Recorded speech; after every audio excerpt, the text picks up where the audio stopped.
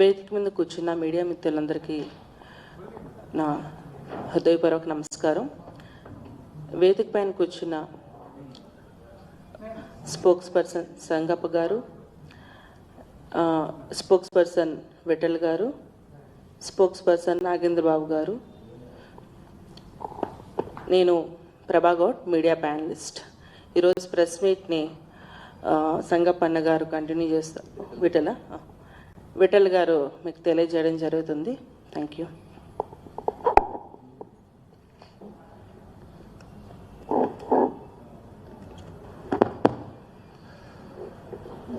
Media మిత్రులకి good afternoon తెలియజేస్తూ, నాతో పాటు మిత్రులు సంగప్ప గారు, నాగేంద్రబాబు గారు, సోదరి ప్రభా గారు ఈ కార్యక్రమంలో పార్టిసిపేట్ చేస్తున్నారు. ఈ దేశ చరిత్రలో మొట్టమొదటిసారి ఒక పేపర్ లీకేజ్కి నైతిక బాధ్యత వహిస్తూ ధర్మేంద్ర ప్రధాన్ గారు రాజీనామా చేసిన సంగతి మీకు అందరికీ తెలుసు. దేశంలో అనేక రాష్ట్రాలలో పేపర్ లీకేజీలు జరిగినాయి, కశ్మీర్ నుంచి కన్యాకుమారి వరకు. యూపీఏ గవర్నమెంట్లో 72 సార్లు పేపర్ లీకేజ్ అయింది. అనేక రాష్ట్రాల్లో ఈ సంవత్సరం కూడా ఆయా రాష్ట్రాలకు అకాడమిక్ కావచ్చు, సర్వీస్ కమిషన్ కావచ్చు, రిక్రూట్మెంట్లో కావచ్చు, పేపర్ లీకేజ్ అనేది సర్వసాధారణం. ఇది వ్యవస్థలో ఉన్న లోపం కానీ అత్యున్నతమైనటువంటి వ్యక్తులకు నైతిక బాధ్యత మాత్రమే ఉంటుంది తప్ప, ఈ మొత్తం పూర్తి స్థాయి సంస్కరణల కోసం మోడీ గారు ఇవాళ పార్లమెంట్లో ప్రత్యేకమైన చట్టాన్ని తీసుకొస్తున్నారు. Prevention of public examination malpractice యాక్ట్కి అమెండ్మెంట్ తీసుకొస్తూ యాంటీ పేపర్ లీకేజ్ చట్టాన్ని తీసుకొస్తూ కఠినతరం చేస్తున్న సందర్భంలో ప్రధాన ప్రతిపక్ష పార్టీలు అయినటువంటి కాంగ్రెస్ పార్టీ కావచ్చు, రాష్ట్రంలో ఇక్కడ కాంగ్రెస్ కావచ్చు, బీఆర్ఎస్ కావచ్చు, దేశంలో అనేక పార్టీలు స్వాగతించాల్సింది పోయి ప్రధాని గారు రాజీనామా చేసినప్పుడు కూడా, ధర్మేంద్ర ప్రధాన్ రాజీనామా చేసినప్పుడు కూడా అక్కడికి ఫుల్ స్టాప్ పెట్టకుండా ఇవాళ దీన్ని నిరంతరంగా ఈ ఇష్యూని లైవ్లో ఉంచి విద్యార్థులను రెచ్చగొట్టి తద్వారా రాజకీయ లబ్ధి పొందాలన్నటువంటి కుటిల ప్రయత్నం వల్ల చాలా స్పష్టంగా కనిపిస్తూ ఉంది. ఇవాళ కూడా పార్లమెంట్లో విద్యార్థులు లాఠీచార్జ్ పైన నానా రభస సృష్టించి వాయిదా వరకు తీసుకొచ్చారు. ఒక్క మాట, ఈ లాఠీచార్జ్ మీద మేమందరం తెలంగాణ ఉద్యమంలో నుంచి వచ్చినాం కాబట్టి మాట చెప్పదలుచుకున్నాను. తెలంగాణ ఉద్యమానికి మాత్రమే పరిమితమై చూస్తే 1952 నుంచి 69 నుంచి 2014 వరకు లాఠీ చార్జీలు వేలాది సందర్భంలో జరిగినాయి. వేలాది సందర్భంలో, ఒక్కసారి కాదు. 1969లో తెలంగాణ ఉద్యమం జరుగుతున్నటువంటి సందర్భంలో ఏకంగా అప్పటి కాంగ్రెస్ ప్రభుత్వం, బ్రహ్మానందరెడ్డి గారు ముఖ్యమంత్రి ఉన్నప్పుడు 369 మందిని పిట్టలు కాల్చినట్టు కాల్చేసినటువంటి చరిత్ర కాంగ్రెస్ పార్టీది. ఢిల్లీలో ఖలిస్తాన్ ఉద్యమం కావచ్చు, అక్కడ స్వర్ణ దేవాలయం మీద దాడులు జరిగినప్పుడు తదనంతరం జరిగినటువంటి ఇందిరాగాంధీ పైన ఫైరింగ్ చేసి చనిపోయిన సందర్భంలో వేలాది పైన సిక్కుల పైన దేశ రాజధానిలో దాడులు జరిగి హత్యలకు గురైనటువంటి సంఘటన కూడా చూసినాం. ఈ దేశంలో స్వాతంత్రం వచ్చి నుంచి ఇప్పటి వరకు మనకు వచ్చినటువంటి డేటాను చూస్తే వేలాది సందర్భంలో ఫైరింగ్ జరిగింది, హత్యలు జరిగినాయి, ఎన్కౌంటర్లు జరిగినాయి. కానీ విద్యార్థుల పైన లాఠీ చార్జ్ అనేది మేము చాలా సందర్భం చెప్పినాం. మొన్న జరిగినటువంటి సంఘటన దురదృష్టకర సంఘటన. విద్యార్థుల పైన అక్కడ విద్యార్థులకు పర్మిషన్ ఇచ్చిందే కేంద్ర ప్రభుత్వం, గుర్తుపెట్టుకోవాలి. అక్కడ నీట్ పరీక్ష పైన నిరసన తెలుపుతామంటే జంతర్ మంతర్లో విద్యార్థులకు పర్మిషన్ ఇచ్చిందే కేంద్ర ప్రభుత్వం, అక్కడ ఉన్నటువంటి పోలీస్ డిపార్ట్మెంట్. 30 రోజులు ఎవ్వరు డిస్టర్బ్ చేయలే. చాలా సావధానంగా నిరసన కార్యక్రమాలు జరిగినాయి. చలో పార్లమెంట్ ఇష్యూలో అక్కడ జరిగినటువంటి అరాచకాలను చూసిన తర్వాత నిజమైనటువంటి విద్యార్థులు పక్కకు వెళ్ళిపోయి ఒక అరాచక శక్తులు అందులో ఆ ఉద్యమంలో చొరబడి 118 మంది పోలీసుల పైన దాడులు చేసిన తర్వాత ఆ తర్వాత పార్లమెంటు నిషేధాజ్ఞలు ఉన్నప్పటికీ కూడా పార్లమెంటు పరిధి దాటి ఆ గేట్ దాటి పార్లమెంటు పైన దాడి చేయడానికే ప్రయత్నం చేసినప్పుడు మాత్రమే రిటాలియేషన్ కింద లా అండ్ ఆర్డర్ కింద ఇష్యూస్ని కంట్రోల్ చేయడానికి లాఠీచార్జ్ జరిగింది. లాఠీచార్జ్ అనేది ఈ దేశంలో చాలా సర్వసాధారణం. మేము తెలంగాణ ఉద్యమంలో చూసినాం. సకల జన సమ్మెలో 60,000 మందిని అరెస్ట్ చేశారు. ఉస్మాన్ యూనివర్సిటీలో తెలంగాణ ఉద్యమం నడిపినటువంటి ప్రతిరోజు ఏదో సందర్భంలో లాఠీచార్జ్ జరిగింది, టీఆర్సీఆర్ జరిగినాయి. మేమందరం బాధితులం. మిలియన్ మార్చ్లో లాఠీచార్జ్ జరిగింది, టీఆర్సీఆర్ జరిగింది. సాగరగారంలో వేలాది మంది, లక్షలాది 2 లక్షల మంది పాల్గొంటే వాటిపైన లాఠీచార్జ్ జరిగింది, టీఆర్సీఆర్ ప్రయోగించారు. ఉస్మాన్ యూనివర్సిటీలో, కాకతీయ యూనివర్సిటీలో సర్వసాధారణం. డేటా ప్రకారం 2009 నుంచి 2014 వరకే 1100 సార్లు లాఠీచార్జ్ జరిగింది ఒక్క తెలంగాణ రాష్ట్రంలో. 1100 వేలాది మంది అరెస్ట్ చేశారు. ఇప్పటికి కూడా 2640 మంది విద్యార్థులపైన ఈరోజు కేసులు ఉన్నాయి. ప్రివెంటివ్ అరెస్ట్ అనేది సర్వసాధారణం తెలంగాణలో. రేపు ఏదో మా బీజేపీ పార్టీ తెలో అసెంబ్లీ పిలిపిస్తే ఏం చేస్తుంది బీజేపీ పార్టీ, కాంగ్రెస్ ప్రభుత్వం? హౌస్ అరెస్టులు చేస్తుంది, ఇంట్లోకి వెళ్ళి రానియరు. మేము వందలాది సార్లు తెలంగాణ ఉద్యమంలో ఉన్నప్పుడు వందలాది సార్లు హౌస్ అరెస్ట్ చేసిన సందర్భాలు ఉన్నాయి. ఏదన్నా శాంతియుత పోరాటం ప్రకటించినప్పుడు కూడా హౌస్ అరెస్ట్ అనేది తెలంగాణలో సర్వసాధారణం. ఇవాళ సిగ్గుసేటు శుద్ధపూసలు కొంతమంది మాట్లాడుతున్నారు, పేపర్ లీకేజ్, రాజీనామా చేయాలి, రాజీనామా అయిపోయిన తర్వాత కూడా ఇంకా రాజీనామాల గురించి మాట్లాడుతున్నారు. ఒక మాట చెప్పదలుచుకున్నా, ఇక్కడ బీఆర్ఎస్ ప్రభుత్వంలో 2014 నుంచి 23 వరకు ఉన్న బీఆర్ఎస్ ప్రభుత్వంలో మొట్టమొదటిసారి రాష్ట్ర చరిత్రలో సర్వీస్ కమిషన్ పేపర్ లీకేజ్ అయింది. గ్రూప్ 1 పేపర్ 4 లక్షల మంది ఎగ్జామ్ రాశారు. Assistant executive engineer paper leakage అయింది. డిఓ పేపర్ లీకేజ్ అయింది. Divisional accounts officer paper leakage అయింది. పరీక్ష రద్దయింది. వాళ్ళ ఆయనలో ఏం జరిగిందో చూసినాం. ఒక్కసారైనా మీరు రాజీనామా చేశారా? ఇవాళ రాజీనామాల గురించి మాట్లాడుతున్నారు, నైతిక బాధ్యత గురించి మాట్లాడుతున్నారు. ఇప్పటికైనా భారతీయ జనతా పార్టీ నైతిక బాధ్యత తీసుకుంది కాబట్టి ప్రధానంగా రాజీనామా చేశారు. ఇప్పటికైనా మీరు ఆ క్షణాలను మర్చిపోలేదు విద్యార్థులు. ఇప్పటికి చాలామంది బాధపడుతున్నారు ఆ పేపర్ లీకేజ్ ద్వారా. ఇప్పటికైనా మీకు ఏమాత్రం డెమోక్రసీ పైన, విద్యార్థుల పైన సానుభూతి ఉంటే అమరవీరుల స్తూపం దగ్గరికి వచ్చి మీరు రాజీనామాల గురించి మాట్లాడుతున్నారు. ఇప్పటికైనా క్షమాపణ కోరండి. మాయంలో గ్రూప్ 1 పేపర్ లీక్ అయింది. మాయంలో ఇంతమంది లక్షలాది మంది విద్యార్థులకు నష్టం చేసినాం. అమరవీరుల స్తూపంకి వచ్చి క్షమాపణ కోరండి విద్యార్థులకు. ఈ రోజుల వెనుక మించిందేం లేదు. మీ ఆయంలో కోదండరామ్ గారు నిరసన తెలిపితే హౌస్ అరెస్ట్ చేసి ఇంటి మీద దాడి చేసి అరెస్ట్ చేస్తారు. నిరసన కేంద్రమైనటువంటి ధర్నా కేంద్రం ఏకంగా ఇందిరా పార్క్ ధర్నా కేంద్రాన్ని ఎత్తేశారు. బండి సంజయ్ గారు లీకేజ్ మీద పోరాటం చేస్తే రాత్రంతా తింపి అరెస్ట్ చేసి చివరికి ఆయన పేరుని ఎస్ఎస్సి హిందీ పేపర్ లీకేజ్ అయిందని ఆయనే బాధ్యుడని అరెస్ట్ చేసి జైల్లో పెట్టిన సందర్భాలు చూసినాం. ఇప్పటికైనా మీకైనా గౌరవం, విద్యార్థులపైన గౌరవం ఉంటే, ప్రేమ ఉంటే, మీ హయాంలో జరిగినటువంటి పేపర్ లీజులకి అమరవీరుల స్తూపం దగ్గరికి వచ్చి క్షమాపణలు అడగండి, తప్పు చెంపలేసుకోండి, తప్పు జరిగిందని ఒప్పుకోండి. అప్పుడు మా తర్వాత మా పైన మాట్లాడండి. సో ఇలాంటి సంఘటనలు ఎన్నో చూసినాం.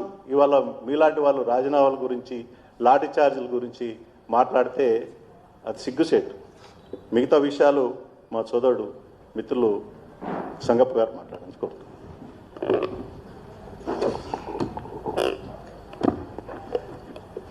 మీడియా మిత్రులకి నమస్కారం. నరేంద్ర మోడీ గారి ప్రభుత్వానికి, ఎన్డీఏ ప్రభుత్వానికి, భారతీయ జనతా పార్టీకి ఎల్లప్పుడూ nation first, party next, self last. ఇప్పుడు ధర్మేంద్ర ప్రధాన్ గారు అదే పాటించారు. విద్యార్థుల భవిష్యత్తు, విద్యార్థుల భవిత, విద్యార్థుల భద్రత, దేశ భద్రత ఇవన్నీ ముఖ్యమనుకొని తాను ఏమాత్రం ఇగోకి పోకుండా, భేషజాలకి పోకుండా, తాను ఏ తప్పు చేయకపోయినా కూడా ఎప్పుడున్నటువంటి పరిస్థితుల్లో ఇగోకి పోకూడదు, భేషజాల పోకూడదని ఆయన ఒక అడుగు వెనకేసి రాజీనామా చేశారు. నీట్ పేపర్ లీక్ విషయంలో అన్ని రోజులు ధర్నా చేసినటువంటి నిరసన తెలిపినటువంటి కాక్రోచ్ జనతా పార్టీ కూడా ధర్మేంద్ర ప్రధాన్ గారి రాజీనామా అడిగింది. కానీ ధర్మేంద్ర ప్రధాన్ గారు అందులో అవినీతికి పాల్పడ్డారు, ధర్మేంద్ర ప్రధాన్ గారు ఈ నీట్ పేపర్ లీక్ కావడంలో కారణం అని చెప్పి అనలేదు. అకౌంటబిలిటీ ఆయన ఉండాలి కాబట్టి ఆయన రాజీనామా చేయాలని తప్ప ఆయన అవినీతికి ఏం పాల్పడలేదు. కానీ ఆ విద్యార్థుల ఉద్యమంలోకి కొన్ని యాంటీ సోషల్ ఎలిమెంట్స్, దేశ భద్రతకి ప్రమాదం కలిగించేటువంటి కొన్ని శక్తులు చొరబడి, విద్యార్థులు కాదు ఆ విద్యార్థుల ఉద్యమంలోకి కొంతమంది చొరబడ్డారు వాళ్ళకి తెలియకుండా. ఈ విషయాన్ని సౌరవ్ దాస్ ఆ రోజు నిరసన విరమించినప్పుడు ప్రెస్ మీట్లో చెప్పాడు. పోలీసుల మీద దాడి చేసింది మా వాళ్ళు కాదు, మా పోలీసుల మీద దాడి చేసి పార్లమెంట్ వైపు పోవడానికి ప్రయత్నం చేసింది కొంతమంది సోషల్ ఎలిమెంట్స్, వాళ్ళు మాకు సంబంధం లేదు, వాళ్ళకు మా సీజేపీకి ఎట్లాంటి లింక్ లేదని చెప్పారు. అంటే ఆయన ఒప్పుకున్నాడు. సో ఈ ప్రమాదం రాకుండా ఉండేందుకే ధర్మేంద్ర ప్రధాన్ గారు రాజీనామా చేశారు. అంతకంటే ముందు కానీ ఆ తర్వాత కానీ పార్లమెంట్లో చర్చించేందుకు సిద్ధమని చెప్పి కేంద్ర ప్రభుత్వం ప్రకటించింది. పార్లమెంట్లో చర్చిద్దాం రమ్మంటే రాహుల్ గాంధీ పార్లమెంటుకు రాకుండా ప్రధానమంత్రి గారు ఇంటి ముందు పోయి ధర్నా చేస్తున్నాడు. ఇప్పటివరకు భారతదేశ చరిత్రలో ఒక్కసారి కూడా ప్రధానమంత్రి గారి ఇంటి ముందు ధర్నా చేసిన సందర్భాలు లేవు, ఎల్ఓపి పోయిన సందర్భాలు లేవు.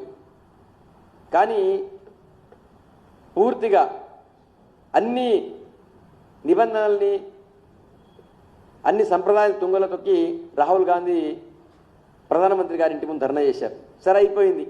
ఇప్పుడు ధర్మేంద్ర ప్రధాన్ గారు రాజీనామా చేసిన తర్వాత కూడా కేంద్ర ప్రభుత్వం పేపర్ నీట్ లీక్ పైన చర్చించేందుకు సిద్ధంగా ఉంది. రమ్మంటే పార్లమెంట్ నడవకుండా కాంగ్రెస్ పార్టీ అడ్డుకుంటుంది. యాంటీ పేపర్ లీక్ బిల్ తీసుకొచ్చింది.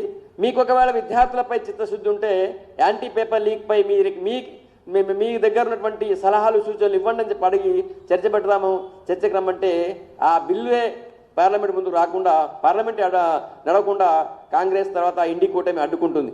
ఎందుకంటే వాళ్ళ చరిత్ర మొత్తం ఇంతకుముందు విఠలన్న గారు చెప్పినట్టు వాళ్ళ చరిత్ర మొత్తం పేపర్ లీకులు, విద్యార్థులకు ద్రోహం చేయడమే. ఇక ముందు ఇట్లాంటి పరిస్థితి రాకుండా ఉండేందుకు పూర్తి కట్టుదిట్టమైనటువంటి ఏర్పాట్లు చేసిన తర్వాత కూడా విద్యార్థులందరూ సాటిస్ఫై అయ్యారు. నీట్ విద్యార్థులు రీనీట్తో చాలా సంతోషంగా విజయవంతంగా పరీక్ష రాసి వాళ్ళ రిజల్ట్ వచ్చింది. వాళ్ళు కౌన్సిలింగ్ సిద్ధమవుతున్నటువంటి ఈ టైంలో కావాలని చెప్పి కాంగ్రెస్ పార్టీ ఏదో గొడవ చేసి భారతదేశంలో ఏదో అల్లరి సృష్టించాలని ప్రయత్నం చేస్తుంది. కేంద్ర ప్రభుత్వం యాంటీ పేపర్ లీక్ బిల్ తీసుకొస్తుంది. నందన్ నీలేకని గారు నేతృత్వంలో ఒక టాస్క్ ఫోర్స్ ఏర్పాటు చేసింది ఇట్లాంటి భవిష్యత్తు జరగకుండా ఉండేందుకు. వీటికి సపోర్ట్ చేయకపోగా కావాలని చెప్పి దేశంలో అల్లరి సృష్టించడమే లక్ష్యంగా కాంగ్రెస్ పార్టీ ఇండి కూటమి ప్రయత్నం చేస్తున్నాయి. ఇక మన దగ్గర రేవంత్ రెడ్డి గారు ఇక నేనే సిపాయి అనుకొని చెప్పి ఆ రోజు సాయంత్రం పెద్ద క్యాండిల్ ర్యాలీ చేశారు. రేవంత్ రెడ్డి గారు ముందు మీరు మీ భుజాలు తడుచుకునే ముందు, లేకపోతే మీ గొప్పలు చెప్పుకునే ముందు తెలంగాణలో ఏమైతుందో ఒకసారి మీరు ఆలోచించండి. టీఆర్ఎస్ టైంలో టీఎస్పీఎస్సీ పేపర్ లీక్ అయింది. మీ హయాంలో సక్రమంగా అయిందా? ఇప్పటికి కూడా టీఎస్పీఎస్సీ అభ్యర్థులు సుప్రీంకోర్టు చుట్టూ తిరుగుతున్నారు. ఒకే హాల్లో ఒకే వరుసలో ఉన్నటువంటి అభ్యర్థులందరికీ మంచి ర్యాంకులు వచ్చినాయి, మిగతా వాళ్ళందరికీ మంచిగా రాసిన వాళ్ళు కూడా ఎవరికి రాలేదంటున్నారు.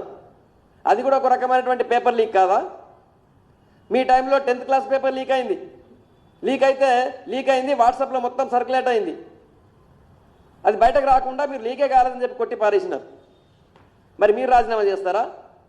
మీ పక్కన్నటువంటి కర్ణాటకలో మీ గవర్నమెంటే ఉంది, కాంగ్రెస్ పార్టీ గవర్నమెంట్.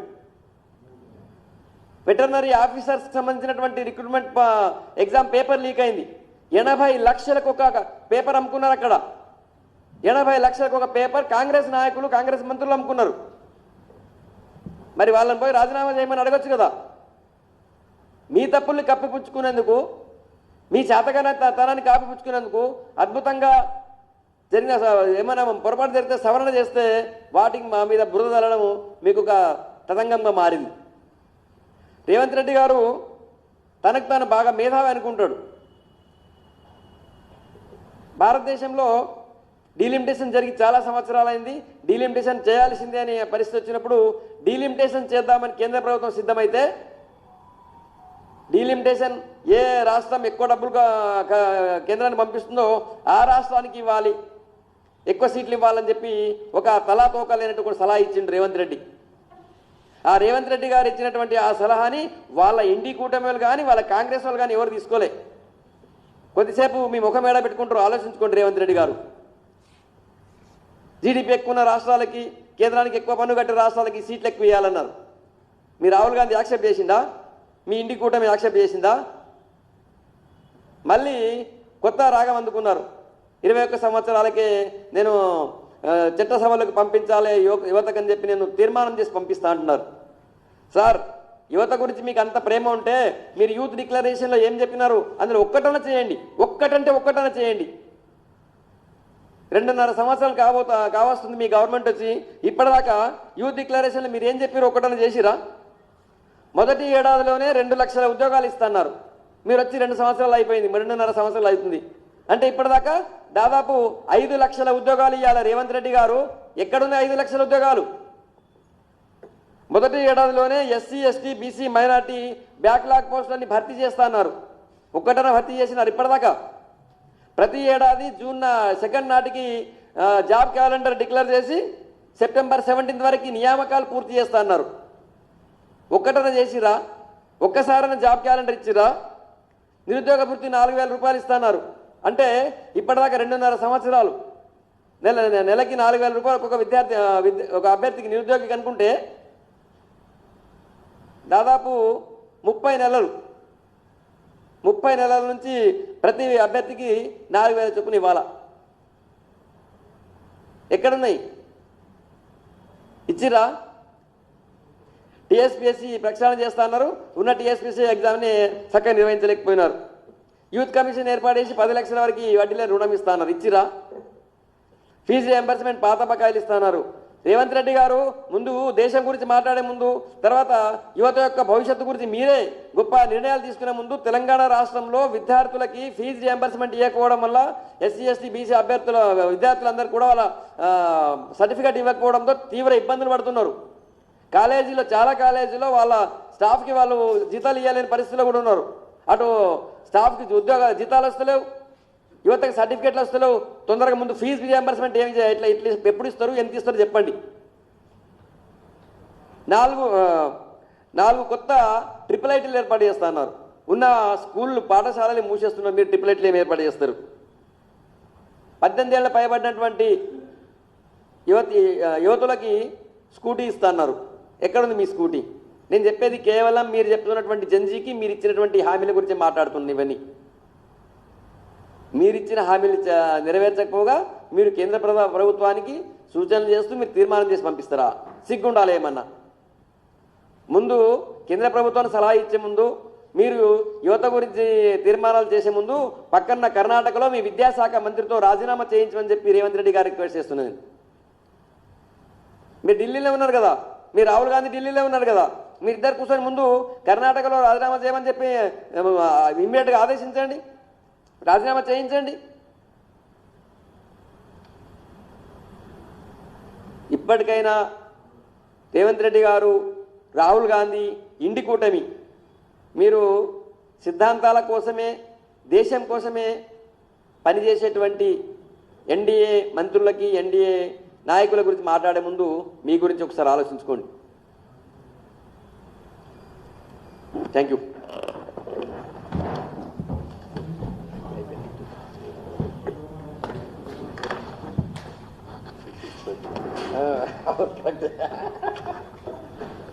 అదైతే రాజ్యాంగం రాజ్యాంగం